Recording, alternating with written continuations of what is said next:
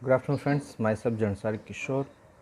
Today I will teach Standard 9 Mathematics subject. This is a revision lecture. ये जो 12th अक्टूबर से आपकी जो एग्ज़ाम है तो उसमें जो मैथ्स का पेपर आएगा ये स्टैंडर्ड 9th में वो 50 मार्क का रहेगा. सो फर्स्ट 10 मार्क का जो है आपको 1 मार्क के उसमें ब्लैंक्स रहेगी, MCQ रहेंगे.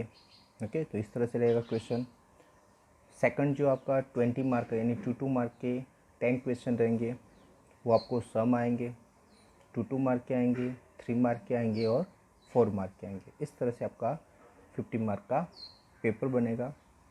तो फ्रेंड्स मैं आपको स्टार्ट करता हूँ कि किस तरह से क्वेश्चन आएंगे. जैसे कि यहाँ पर ये MCQs है. ओके, तो इस तरह से आपको MCQs आएंगे. जैसे यहाँ पर है कि द PQ फॉर्म ऑफ 0.6 बार इस डेज. तो यहाँ पर 4 ऑप्शन है.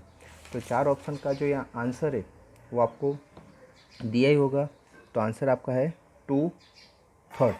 ओके, इस तरह से दूसरे जो MCQ है जैसे कि यहाँ पर है कि 2√18 डिवीज़न √15 इस ए और एन और डेज किया है. तो integer, rational number, whole number, irrational number. Okay, तो उसका आंसर आएगा रेशनल नंबर.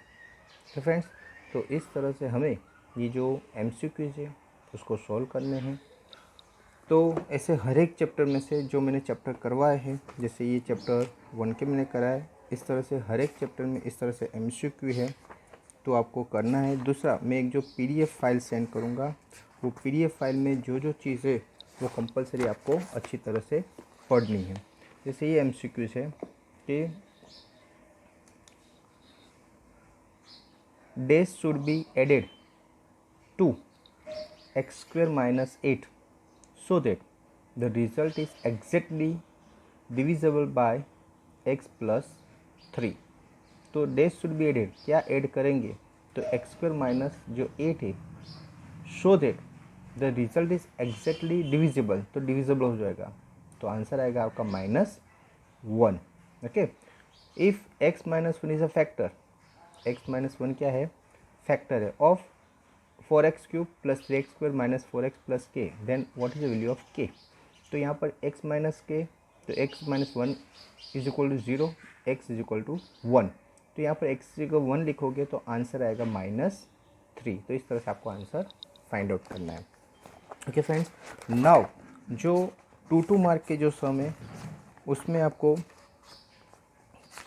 जितने भी जो चैप्टर मैंने करवाए हैं उसमें से जो सम्स है वो आपको लर्न करने हैं. जैसे कि यहाँ पर मैं आपको 2-3 सम एक्सप्लेन करता हूँ. कि जो फर्स्ट है कि if A, B and C are 3 points on a line and B lies between A and C, then prove that AB + BC is equal to AC. तो यहाँ पर ये प्रूव करना है. तो यहाँ पर A, B और C एक लाइन में है. ओके, और यह AB + BC is equal to AC, यानी AC लास्ट में है और AB + BC है. ओके, तो the figure of the given above AC coincide with AB + BC. तो AC क्या है, AB + BC है. Also Euclid's axioms for say that things which coincide with one another are equal to one another, so it can be reduced that तो AB + BC is equal to AC. Not that this solution is been assumed that there is a unique line passing through the point 2. तो इस तरह से आपको दूसरे भी बहुत सारे सम हैं कि जो आपको करने हैं. इसमें शॉर्ट सम आएंगे और बड़े सम भी आएंगे. जैसे यहाँ पर ये देख लो कि इन द गिवन फिगर, ये गिवन फिगर है एंगल PQ, यानी ये एंगल QR और PRQ. ओके, तो ये दोनों इक्वल है, यानी ये दोनों क्या है, सेम. अगर ये एंगल इक्वल है तो PQ और PR भी क्या हो गए, सेम हो गए. हमें ये प्रूव करना है कि ये दोनों सेम है. तो प्रूव दैट PQS और PRT ये भी सेम हो गए. तो सेम ही हो गए. जैसे कि ये पूरे की जो वैल्यू है, ये पूरा जो होता है वो लीनियर इक्वेशन बनता है, लीनियर. ओके, तो उसका होता है 180। अगर ये दोनों सेम है तो बाकी ये दोनों भी क्या हो जाएंगे, सेम हो जाएंगे। जैसे रे QP stands on line ST, okay, angle PQR and PQS from the linear pair, मतलब लीनियर पेयर हुई तो लीनियर पेयर का वैल्यू कितना होता है 180। तो सो PQR plus PQS is equal 180। तो रे PR stands on line ST, so angle PRQ and PRT from a linear pair of angles. So angle PRQ and PRT is 180, so PQR and PRT is 180 given। तो हमें PQR and PRQ दोनों same है, ये prove हो जाता है। Okay friends, सो इस तरह से जो दूसरे भी सम्स है वो आपको करने हैं। इसके अलावा मैंने जो चैप्टर्स करवा है 14, जैसे ये है स्टैटिस्टिक्स, तो स्टैटिस्टिक्स में ग्राफ है, ओके, आपको ग्राफ की भी प्रैक्टिस करनी है।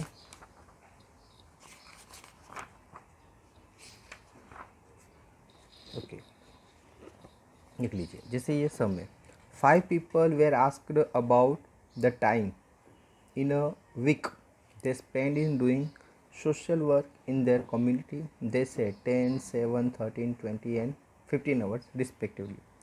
तो 5 people है, वो लोग सोशल वर्क करना चाहते हैं अपनी कम्युनिटी में, तो वो कितना टाइम देना चाहते हैं वीकली। तो कोई बोलता है मैं 10 आवर्स दूंगा, कोई बोलता है 7, कोई बोलता है 13, कोई बोलता है 20, कोई बोलता है 15। तो रिस्पेक्टिवली फाइंड द मीन, हमें मीन फाइंड आउट करना है। और दूसरा उसका मीन होता है average time in week devoted by the social work. तो mean sum of all the observation divide total number of observation.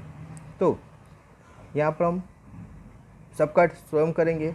इसको हमने यहाँ जैसे कि x1, x2, x3 से कंपेयर किया। अगर नहीं करोगे डायरेक्ट आप 10 + 7 + 13 + 20 + 15 लिख दोगे तो भी चलेगा। तो उसका हो जाएगा x bar equal some of the observation divide total number of observation. तो 65 डिवाइड टोटल ऑब्जर्वेशन कितने 5, तो आंसर क्या आ गया 13। यानी एवरेज हर एक जो पर्सन है वो 13 आवर्स क्या कर रहा है वीकली दे रहा है।